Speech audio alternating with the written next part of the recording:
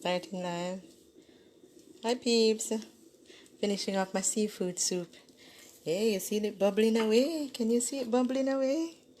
Can you see it bubbling away? Let me see. Can you see it bubbling away? My seafood soup. Well, let me just do a stir because I just add the dumplings to it. So I'm just doing a stir since I'm cooking. Wow, almost done. Okay. Anyway, it's almost done. I'm getting ready to do my live. So let that go and simmer. How are you all doing today? I have such an fascinating experience today that I have to share. I'm heading up the stairs because I'm using the downstairs kitchen to do our Sunday cooking, since I thought the stove was malfunctioning and didn't realize the gas was finished. females, when they're when they're laughing at us and saying, "These women, you see, they can go out like they can do everything, and they act as if they are so strong as yet." When it comes down to the men, they can't do without the man, because same time I had to alert my son. Son, come here. You need to help me check my stove. I called in the technician, and you know the technicians cost money to come and check upon it if you don't have a man around that knows about these little things or is interested in inquiring about these little things. And sweethearts, my son, think about it, come down, check. I said, Mom, check if is not the gas cylinder finished. And so check. So I said, okay, let me go try. Let me buy a gas cylinder. And yes, guys, it worked. So that problem was solved. It was the gas cylinder. So appliance traders got a break from it to fix it, to call it to fix my stove. But I am here cooling out, and another experience this morning, because we just came in not too long ago from PriceSmart shopping. My dumb and deaf brother, and I went PriceSmart shopping today. And the funny thing is, where you have the long lines and stuff and to have to wait, and I see this cashier, lonely soldier, lonely one, stand up there on her own, and I'm like, what is this, a catch or something? So hear me to myself now, let me ask her, can I come to, you're working, can I come to you? She's like, yes, you're the smartest one in this whole supermarket, because the lines are so long and I am here with nobody in front of me, and you were the only one out of all the others to come and inquire what was happening if I was working. And sweethearts, I just got straight up to the front of the line to an empty cashier like that. So I'm like, some people would say it's too good to be true. But sweethearts, or, they'll say, someone will say, I say, I'm lucky, Some will say, no, Chrissy, you're not lucky, you're blessed. It's Sunday, and it's that time when you're always doing your prayers and good things happen to you when you pray. And sweethearts, it was just miraculous. It was just miraculous. And when I would say I'm lucky, some people say, no, you're not lucky. You're not lucky. You're blessed. You're blessed. So, sweetheart, whatever it is, if it's luck or blessing, I thank the Lord. That's all me have to say. Thank you, Lord. Because whatever it is, it worked for me today. And I am grateful because we went and did our PriceSmart shopping in one piece and come back home and unpacked and put on the dinner, and cooking up some rice and peas, and going to some stew beef for my brother, and he likes his beefy thing. and me eating some fish with my rice and peas. Yes, and then we have the seafood soup. So for lunch. So I'm coping.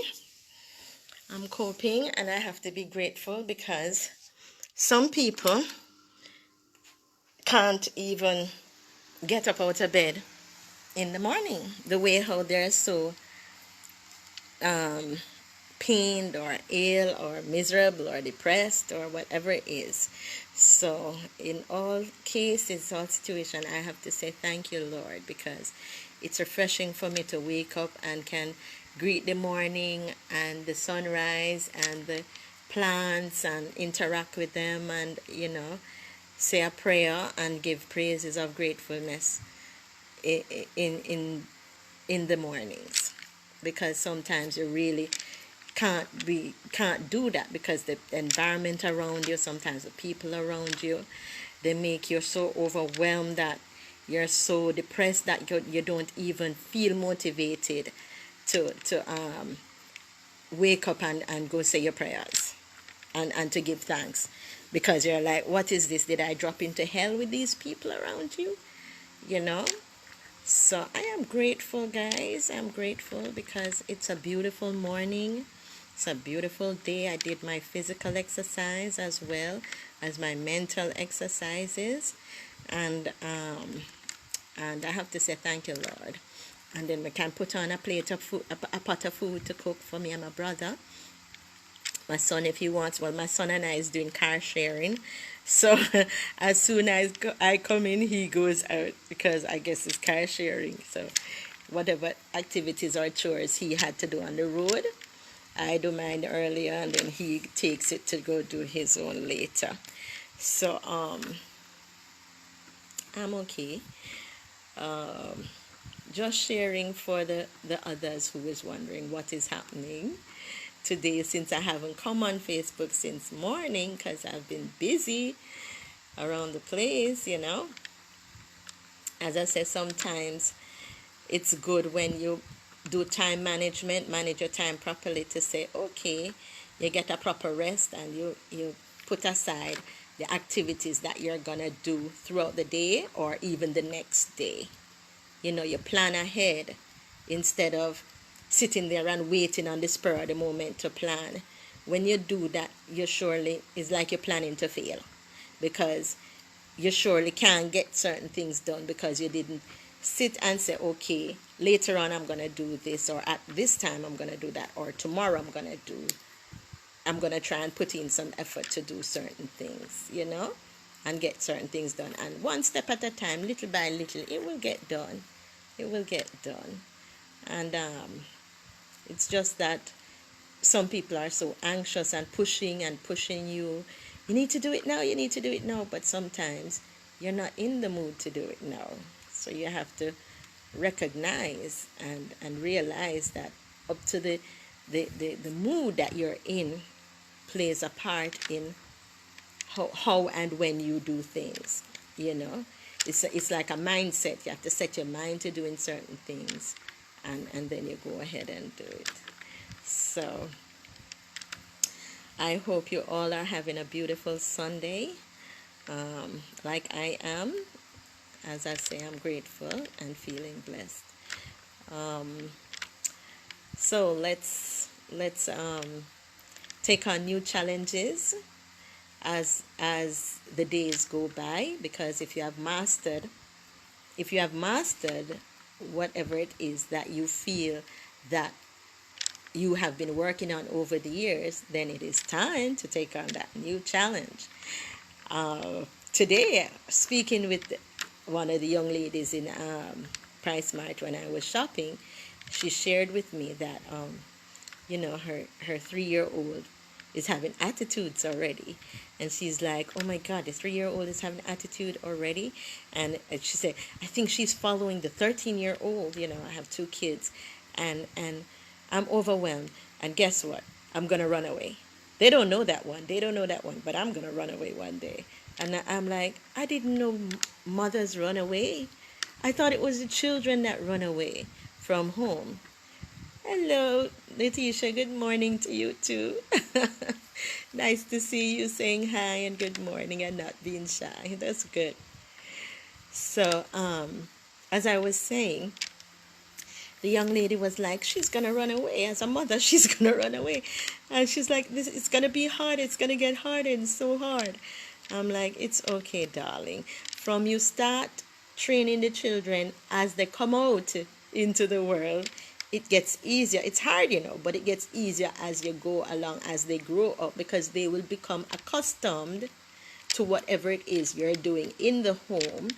And that way, you just give them little reminders. Remember, mommy does not like this. Remember, our home has rules.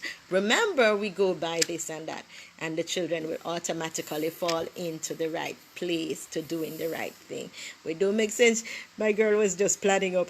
They don't know I'm going to surprise them one day when I run away, because I'm making good plans on running away. I'm like, mothers run away too? So, because I know mothers are always fighting to stay with their children and keeping their children under their wings and don't want to part from them. But she's like, no man, these children, they're too rude, new generation, them going mad me. I feel like I want to run away and start over. But the thing is, once you have your kids, you can't run away from your kids, or you shouldn't run away from your kids. The thing is, you have to get a mindset. Take the approach. They're not grown yet. You have up until they're 18, and you have to just be consistent with them. It's hard work and it stresses you out sometimes, but sometimes you run away and leave them. As she said, I have my mother will watch them for me and I will take her. I said, no, your mother is going to just do what she can do when she had you, and we're trying to remember that. But there's a difference with mother and child bonding from a grandmother and child bonding. So, as I said, life is to take on challenges. So when you feel you have mastered something, so the young lady have mastered having her baby since she had two or more and have it so easy. But now growing them is the challenge. And since growing them is the challenge, why not take it on? Because you have to take on something that is a bit challenging in life. Life is not easy all the time. As I was sharing with my senior citizens yesterday, it was their time out that I was spending time with them, that with my daughter, I want to run away now. Letitia. It's the first time hearing that mother's ready to run away. I didn't know the mothers run away. I thought it was the men fight off the mothers for the children, or the children the children run away from the mothers and their rules, But I didn't know it was the mothers that gear up to say, yes, I'm gonna run away from my children. That's a good one. Let some of the fathers do the work too. Let them feel what we women go through to strong up with our kids. But as I said, we can't run away. We can maybe try and share the responsibility a little more, because it's easier for the men to escape. But with the women, you have to really let the man know, yes, I'm having challenges, and you keep them the majority of the time. But nobody run away. Nobody don't set that example. Running away is like committing suicide. Suppose you don't come back till them 18. That is that is catastrophic for any child. They're going to grow with anger and bitterness, just like how when the fathers run off, the children grow with some anger or bitterness, because they do, upset, say, oh, daddy could not love me enough to want to stay with mommy and this. And then to hear mommy run away, mommy don't love me enough to stay with me. So it's the same trials that's going to go on to the children. But the whole point is that we have to take on the challenges to grow them, and we have to be consistent. Set the rules, but because as I was sharing with my senior citizens yesterday, my daughter was such a superstar. She's a child celebrity, and she was so talented in singing. My senior citizens had missed that one of my senior citizens had missed that chapter of my daughter's childhood, that she was Jamaica's singer baby, in the newspaper, and doing fundraising for organization and the church. My daughter was such a little superstar. And then she's all grown up and it's like all things changes. I'm like, you might not even get to see her demonstrate that gift of talent that the Lord had blessed her with of singing, because she sung so beautifully. It was just overwhelming that the whole of Jamaica fell in love with her, that no matter what she do, where she go, they're always there to look out for her as a Jamaican citizen, one of their babies, one of their people. So it's hard. And then she now as an adult and having her own child, and then she have to put that into place, and then the whole confusion of life, and then adjusting to me being an adult parent to her. It was very strenuous. And I am not an easy mommy. I set down rules and I follow through, and I motivate my children to make the right decisions, because as some of my peoples were saying, you need to tell the kids what to do. I said, sometimes when they're adults, you can't tell them what to do anymore. They have to make the right decisions. You have to wait until they make the right choice, because you already grow them with the right principles and everything, and you can't just tell them how to live their adult life, even though you want certain things for them and you want to make them make that right choice. You have to still await patiently for them to make the right choice of what to do.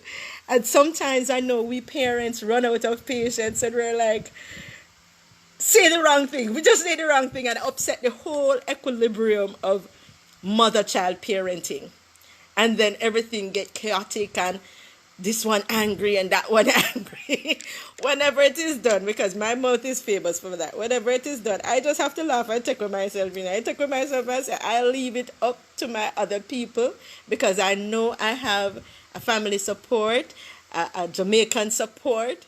I know I have my Jamaican entourage that is always supporting me and backing me in some challenges that sometimes I take on and don't even know that is some big challenges I'm taking on. But the good thing is that having support, Jamaican people, your family members, extended family members, is great, because that is what makes me strong up. Your prayers alone is good. You understand it? Sometimes it don't have to be materialism. It don't have to be in physical that you have to come in front of my face. Just being there and knowing what is happening, and you say a prayer asking God, cover Chrissy, bless Chrissy with wisdom, knowledge, and understanding. Help her to make the right choices. Help her to say the right things with her people. It helps. It helps, and I appreciate it so much. And I always continue to encourage people to, say a prayer and lean on God and let go. Letting go helps, because even though I'm married 3 times, and we don't know, might get married 4 times or 5 times and 6 times, and how much time, we don't know. We don't know what the future holds. We don't know what destiny is. Every time you get married, those people are still in your family. They are a part of your family forever and ever. It was your choice to bring them into your family. So forever that memory will always last within the family. So whether you had children with them or not, it is evident that their spirit still lives within you, because you had taken it to matrimonial level with them. That is a greater love, because there's a power in love. And if you can love somebody that much to say, I will marry them, that even though they may have hurt you in the process of your union, it's still love and pain. It's like it's so close. It's like the same avenue you're trekking on. So they hurt you and you decide to let them go in the name of love. Is love make you let them go, Is love make you divorce them? Because you could have killed them. I'm serious. Some people get married, and because the marriage vow say till death do us apart, them actually kill each other in the marriage. What the heck? I'm like, that's rubbish. Why you want to get rid of somebody? When you could have easily let them go, divorce them, let them go, give support, and the love still flows. Because even though they get on with another family, have another life, have other kids, the whole point is that you were able to get married to that person. That is a greater love that exists, that nobody else have crossed that path with you. And I have seen it even with my ex-boyfriends. I didn't even take them to marriage union. But the whole point that I had a relationship with them as a boyfriend and girlfriend. In the future, when I saw them later on, they're like, oh Chrissy, life is so hard and I'm doing this. I should have married you, and the whole avenue and the whole journey of knowing that they still have that love connection within their heart for me has made me feel like you're still a part of my family, even though I didn't make you a part of my family. You're still a part of my family because I know you have a support system for me.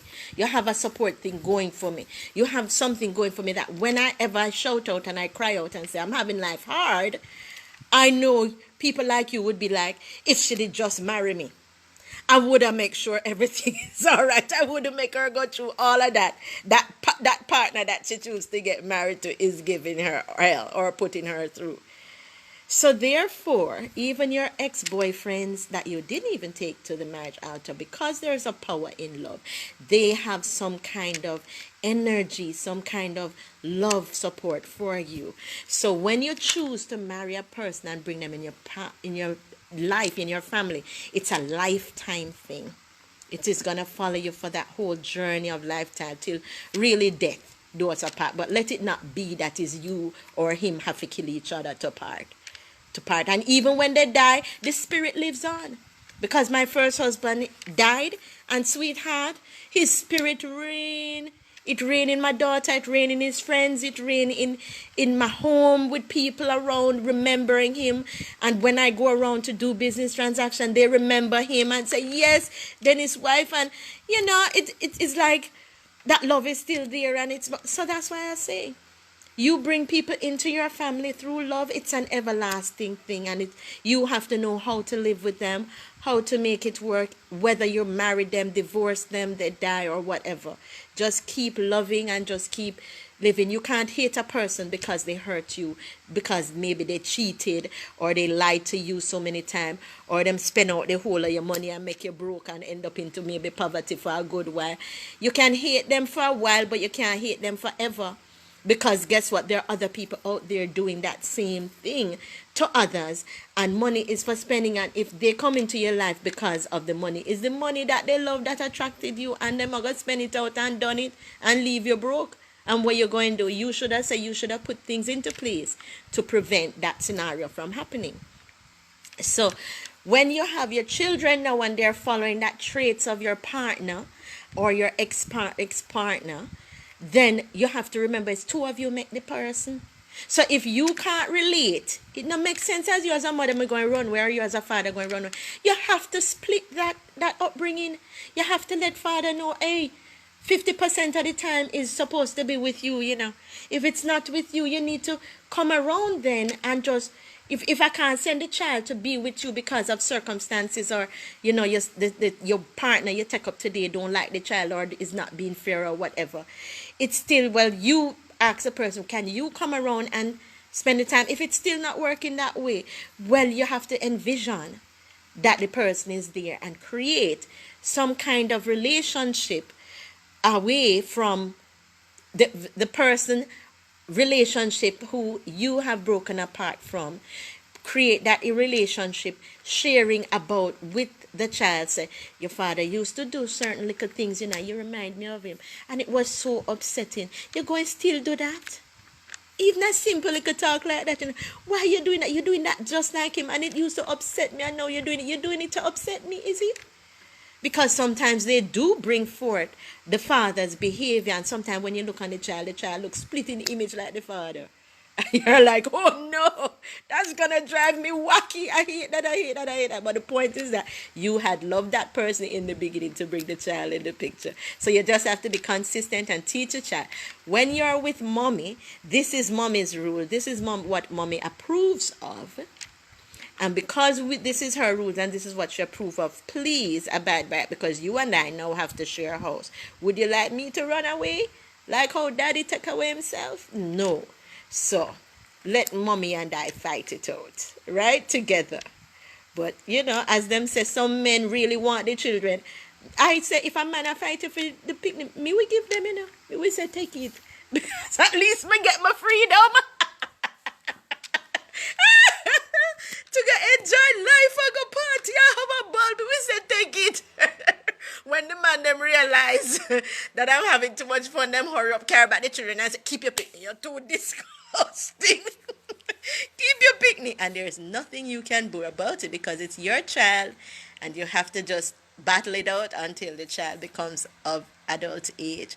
So what we do sometimes is try and enjoy that childhood with the child, because you have to play with them. You have to play with them even when you have your serious responsibilities to do, but you still have to do time management where you play games with them that they're playing, take them out to parties, like parties that they can enjoy and parties that you're going to as to keep them safe, so you don't leave them unattended. You ask, can I carry my daughter with me, because I can't leave her at home and I need a break.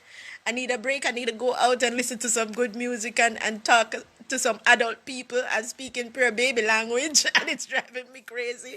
I'm losing my intellect, because sometimes the children engulf you with all of that, you all start speaking goo goo gaga,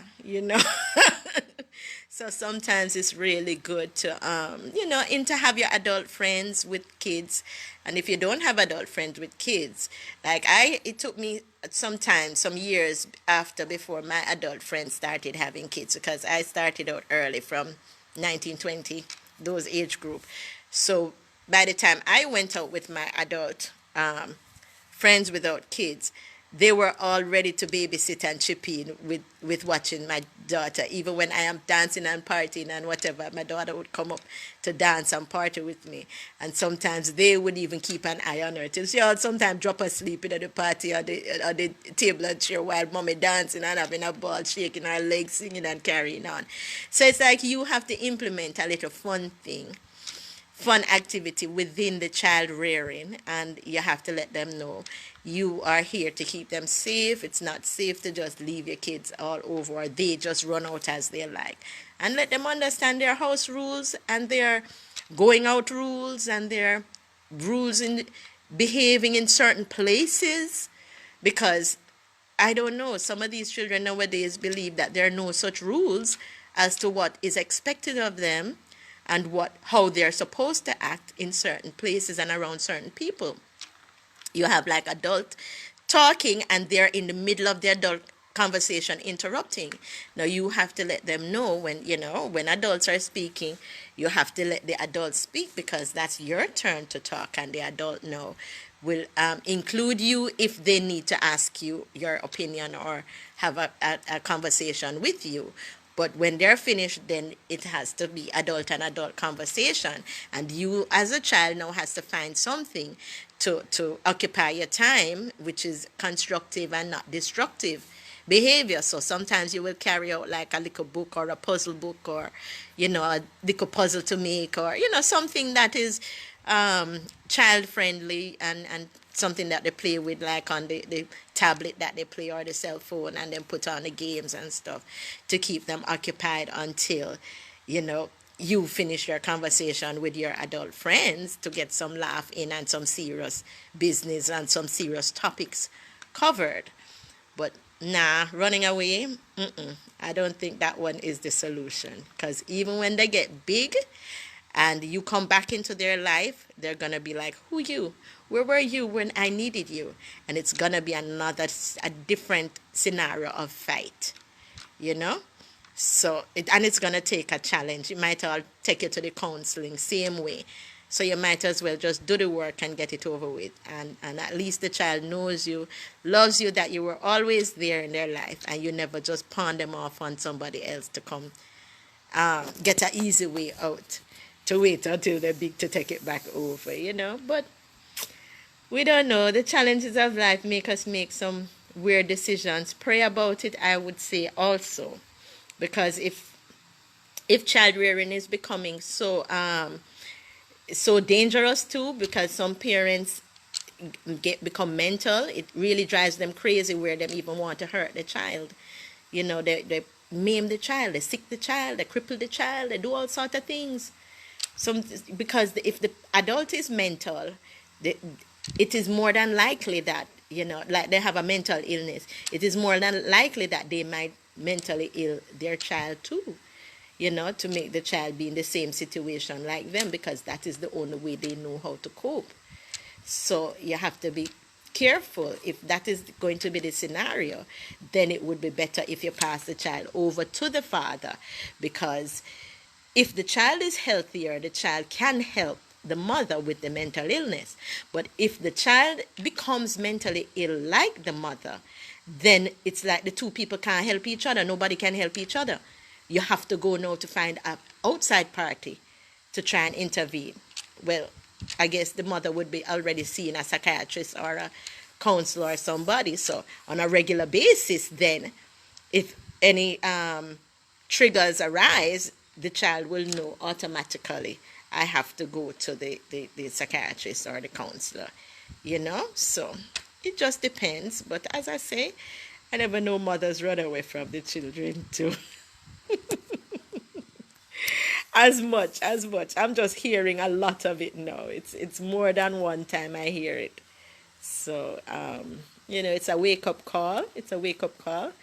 And it's sad. It's sad that mothers run away and leave the fathers. But sometimes we say, it's a good thing, man. Let the father feel some of it too.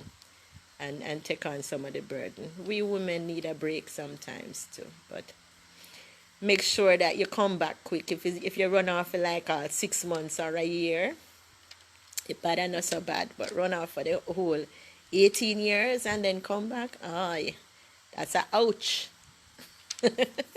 That is a ouch.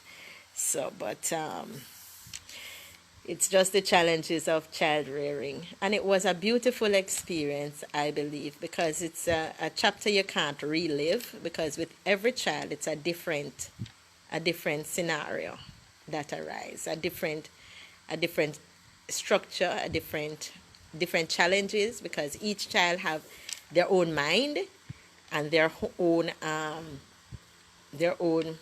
genetic makeup, their own preference, their own likes and dislikes. So I'm just saying, stick it out. It's worth it, and it's rewarding when you stick it out and the child know you were there with them from birth up until adulthood, and the child will really appreciate that, at least, to say, well, my mommy did stay with me from I was little till I am an adult, and she didn't go nowhere else but stay there. And some people would say, what kind of mommy doesn't do nothing else but stay with their children? But that is what it's supposed to be. That's really what you're supposed to do. Stay with your children and be there, be that stronghold, that support, because life can be very hard, testy, and tedious. So, and if your child see you taking on the challenges of life to be strong up, then they will be motivated to do the same. They won't run away when it arises. And then you can also share with them that, yes, it crossed your mind to run away too, but you didn't run away. You stuck it out. You stand up in it and you face the challenges, head on, and overcome them, and be stronger than what people made you out to be, to make you look like a weakling, a pushover, and people picking on you to make you fall apart. You persevere with strength and vigor, and made things happen. Made it happen for your child and yourself. So stick it out, ladies. Right, Letitia? You stick it out. And say prayers. Say prayers for the child. I remember I always prayed for my children. I used to lay my hand on it. Even when they're sleeping, I just laid my hand over them and pray for them. And it made things better, because sometimes they would be agitated so much, because, as I say, The spirits and evil spirits love the vulnerable. They love the vulnerable. People who, the humans that don't know what is happening, and those are the ones they pick on mostly. So until you know what is happening and know how to deal with it and brush it out by prayers and identifying when it is a good spirit that's meddling with you and when it is the bad spirit that's meddling with you, then you will know how to find a solution. But I think the prayers is a good war arm to fight off negatives and the bad spirits when they're trying to take you up. You know, so just keep on saying your prayers 24/7 straight through the day, and things will be better. So I hope your day improves with your families and your kids, and it's still a lovely day for me, and I am grateful. I'm gonna go have my seafood soup there now and relax off for the rest of the day because we've been doing a lot of activities around the house and making sure that everything is intact. So when I'm taking on the work week next week, I am able, yeah, I am strong, healthy, and able to do it because going out into the world and interacting with other people who might house negative spirit can be overwhelming. But as I was sharing with my senior citizens yesterday as well, that there is will be jealousies of all sorts into the world, but the jealousy that is destructive is the one that you should ward off. There are jealousies that are positive. Yeah? Did you know that? A lot of people didn't know that. When I told them, they said, I didn't know that, because you know senior citizens know practically everything. You go to them because they've been through life, they've lived life, and they've experienced so many things in life that they think they know it all. So you normally go to a senior citizen for a little advice and more wisdom and everything, and they say, but I didn't know about the positive jealousy. I say, yes, a positive jealousy comes from the format of when you see something that you like, yeah, you might say, I'm jealous of your outfit, your shirt or whatever. Do you know where I can get one like that? They say it's called a red eye. But the whole point is that because you saw that outfit and you liked it, you went out and you worked or you saved your money and you went shopping. That's a positive shopping for an outfit similar to it or like it. So it's a positive jealousy because therefore the other person benefits because the shop who sold you that outfit was able to capitalize on your friend telling you where to get an outfit like that from. Yes? And it is a positive jealousy because you feel confident, your friend feel confident by giving you the knowledge of where to get that outfit from, and your friend was happy to see you get a nice outfit like what she had on, right? So you both could look beautiful together going out, because some friends don't like to go out, and when they look pretty and their friend look mashed up and beat up in some tear up clothes, an ugly looking outfit. So that is like a positive jealousy, right? So that is what we try to ensure people are aware of, that yes, you have destructive jealousy where some people will see you with something, and because they're jealous, they say your shirt is pretty and everything, and then they may not even say it to you, but they go behind your back and tear it up. When you take it off, they tear it up or throw bleach on it or spill something on it and mess up your outfit. That is destructive jealousy. Because you're prettier than them, they go and stab you in your back, tell lies on you, and try to destroy your life. That is destructive jealousy. Those are the jealousies. Now, when you have people like that around you, those are the people that you try to keep a distance, ward off. People who are trying to destroy you instead of trying to help to uplift you and make you better in life. So when you come across people who, you have a lot of money, and they say, oh, you have so much money and me not have none. And then them start stealing your money from you. You need to put that person at a distance to say, you taking too much of my money now, and you don't leave none for me to spend. And I didn't tell you, say you mustn't, wherever I get my money from, if I go to work and get my money, if I marry a rich man and have a rich husband that gives me all that money, I never tell you, say you not to go to work or you not to go look a rich man too, to go marry, because there's a lot of them out there. But if you hear some people, I don't want to go work, them lazy. Oh, couldn't talk to no old man, him too ugly or him too old or whatever, for money.